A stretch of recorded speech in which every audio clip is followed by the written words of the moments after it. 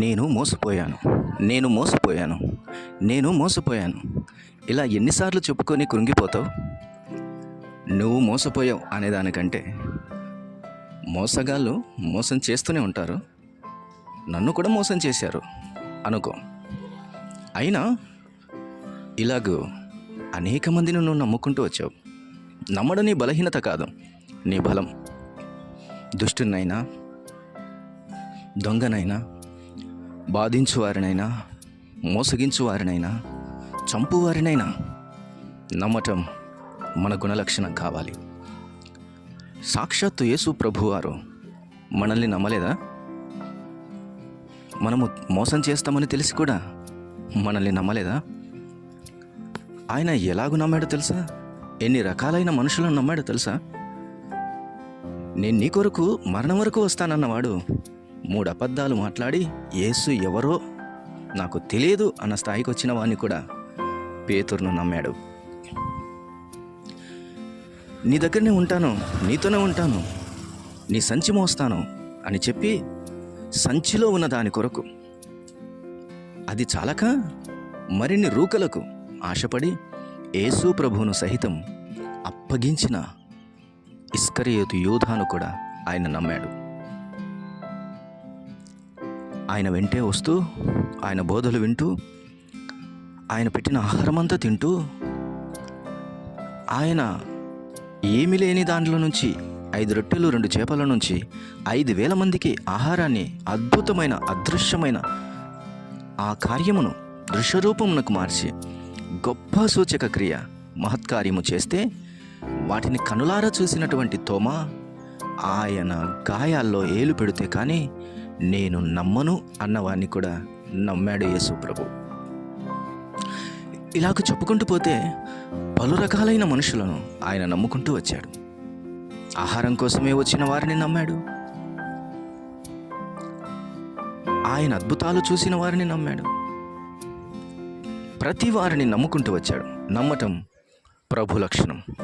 అలాగే ప్రతి వారిని నమ్మటం నీవు కూడా బలహీనత అనుకోవద్దు, అది యేసుక్రీస్తు అంత బలం అనుకో.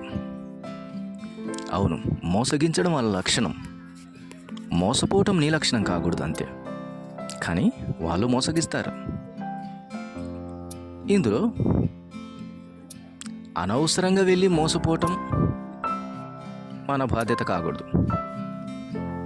ఒకరిని సంపూర్ణంగా నమ్మటం వలన వారు మనల్ని మోసగిస్తే అది మనం మోసపోయినట్టు కాదు, వారు మోసగించారు అంతే. గనుక నేను మోసపోయాను, నేను మోసపోయాను అని ఎప్పుడు నువ్వు కృంగిపోవద్దు. ఇంకో మాట నన్ను చెప్పనివ్వండి. అసలు నమ్మటం ప్రేమ యొక్క గుణలక్షణం. అవును, దైవ గ్రంథంలో కొరింథీయులకు రాసిన మొదటి పత్రిక 17వ అధ్యాయము 7వ వచనంలో ఇలాగు రాయబడి ఉంది. ప్రేమ అన్నిటికీ తాలుకొనును, అన్నిటినీ నమ్మును. చూసారా, అన్నిటినీ నమ్మటం ప్రేమ యొక్క లక్షణం. అలాగని చీకటిని, అబద్ధాన్ని, అసత్యాన్ని, అబద్ధ బోధలను నమ్మటమని దీని భావం కాదు. కొన్నిసార్లు వారు కూడా నమ్మించడానికి ప్రయత్నం చేస్తారు, కానీ నమ్మదగిన దేవుడు మనల్ని విడిచిపెట్టాడు. ఆయన నిన్ను మోసములో నుంచి, దొంగ ఊబిలో నుంచి నిన్ను రక్షించగల సమర్థుడని గుర్తుపెట్టుకో. ఆయన నిన్ను విడువడు, ఎడబాయడు. గనుక ఈ మాట ఇక మానే. నేను మోసపోయాను, నేను మోసపోయాను, నేను మోసపోయాను అని ఆ మాట మాని సంపూర్ణ నమ్మకం, విశ్వాసం యేసు మీద ఉంచు.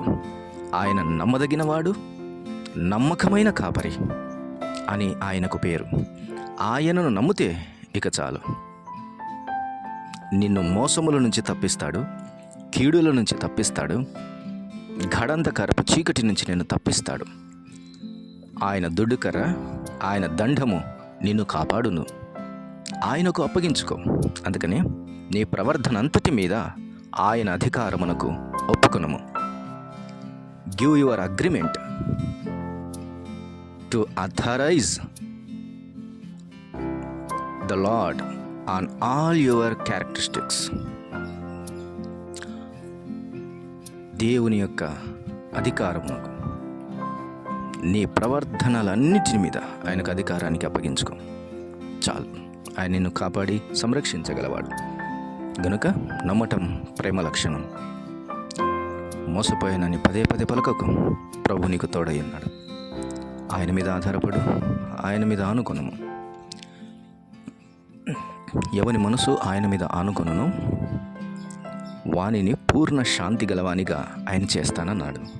కనుక depend on him. He will take care of your life. నమ్మక ద్రోహులు వస్తారు మన పక్కకి, మోసగాళ్ళు వస్తారు మన పక్కకి, దొంగలు వస్తారు, కిడుచేవారు వస్తారు, నరహంతకులు వస్తారు, దుర్మార్గులు వస్తారు, దుష్టులు వస్తారు. వారిని చూస్తూ జీవితం గడపలేం, సాగిపోలేం. నమ్మకమైన వాడు, నీతిమంతుడు, విశ్వాసమునకు కర్త, దాన్ని కొనసాగించేవాడైన యేసు మరణమును ఉద్ధరించి మనల్ని రక్షించినవాడు, మరణమును జయించినవాడు, మరణం మీద ఆధిపత్యం, అధికారము కలిగిన వాడు, నీ ప్రభువు నీకు తోడై నీ ఎదుట నిలిచి ఉండగా దిక్కులెందుకు చూస్తావు? దిక్కు నీవే అని ఆయనను శరణు కోరి ఆయన అడుగు జాడలలో నడవవలనని ప్రభు పేరట మనవి చేస్తూ ఉన్నాను. అతి కృప ఆయన మనందరికీ దయచేయును గాక. ప్రియ తండ్రి, స్తోత్రం. మాటలను దీవించండి. వినవారి హృదయాల్లో కార్యం చేసి మహిమ పొందుమని యేసుక్రీస్తు వారి పరిశుద్ధ నామమున ప్రార్థన చేసి వేడుకొని పొంది ఉన్నాము తండ్రి. ఆమేన్.